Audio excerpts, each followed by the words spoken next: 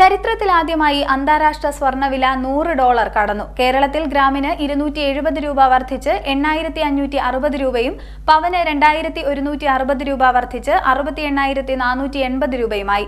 അന്താരാഷ്ട്ര സംഭവ വികാസങ്ങളാണ് വിലവർദ്ധനയ്ക്ക് കാരണമെന്ന് all Kerala gold and silver merchants association സംസ്ഥാന general secretary advocate S Abdul Nasar പറഞ്ഞു.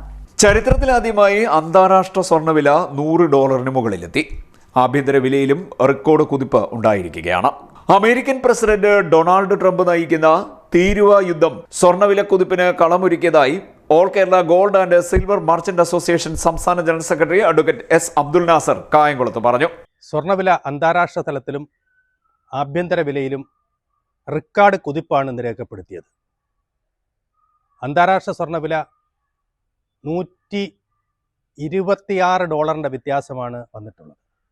ആഭ്യന്തര വിലയിൽ സ്വർണ്ണവില ഗ്രാമിന് 270 രൂപയും പവന് 2160 രൂപയുമാണ് വർദ്ധിച്ചത്. ഇന്ന് റെക്കോർഡ് വിലയിലാണ് സ്വർണം. പവന് 68,480 രൂപയാണ് വില. ഇന്ന് ഒരു പവൻ സ്വർണം ഏറ്റവും കുറഞ്ഞ പണിക്കൂലിയിൽ വാങ്ങണമെങ്കിൽ 74,000 രൂപയ്ക്ക് മുകളിൽ നൽകണം. അന്താരാഷ്ട്ര തലത്തിൽ സ്വർണ്ണവില കുറയുമെന്ന പ്രതീക്ഷയാണ് കഴിഞ്ഞ കുറേ ദിവസങ്ങളായി നിലനിന്നിരുന്നത്.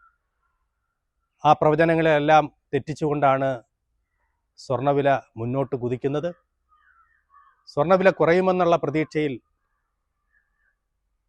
വൻതോതിൽ അഡ്വാൻസ് ബുക്കിംഗ് സ്വീകരിച്ച സ്വർണ്ണ വ്യാപാരികൾക്ക് വലിയ നഷ്ടമാണ് സംഭവിച്ചിട്ടുള്ളത്.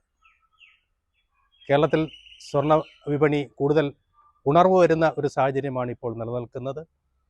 വിഷു, ഈസ്റ്റർ, അക്ഷയ തൃതീയ പോലുള്ള ആഘോഷങ്ങൾ വരികയാണ്. വിവാഹ സീസണും വരുന്നു. സ്വർണ്ണവില ഉയരുന്നത് ഉപഭോക്താക്കൾക്കിടയിൽ ആശങ്ക പരത്തിയിട്ടുണ്ട്. ആഭ്യന്തര വിലവർധനവും റെക്കോർഡിൽ തുടരുകയാണ്. സംസ്ഥാനത്ത് ഗ്രാമിന് 270 രൂപ വർദ്ധിച്ചു. ഗ്രാമിന്റെ ഇപ്പോഴത്തെ വില 8560 രൂപയാണ്. പവന് 2160 രൂപ വർദ്ധിച്ച് 68,480 രൂപയായി ഉയർന്നു. അന്താരാഷ്ട്ര സ്വർണ്ണവില $3126 രൂപയുടെ വിനിമയ നിരക്ക് 86.23 എത്തി. ഏറ്റവും കുറഞ്ഞ പണിക്കൂലിയിൽ ഒരു പവൻ സ്വർണം വാങ്ങണമെങ്കിൽ ഇപ്പോൾ 74,000 രൂപയ്ക്ക് മുകളിൽ നൽകണം. സ്വർണ്ണവില വലിയ തോതിൽ കുറയുമെന്ന പ്രതീക്ഷയിൽ അഡ്വാൻസ് ബുക്കിംഗ് എടുത്ത് സ്വർണ്ണ വ്യാപാരികൾ വലിയ നഷ്ടത്തിലേക്ക് കൂപ്പുകുത്തിയിട്ടുണ്ടെന്നും അബ്ദുൽ നാസർ പറഞ്ഞു. CDNet news, Kayamkulam.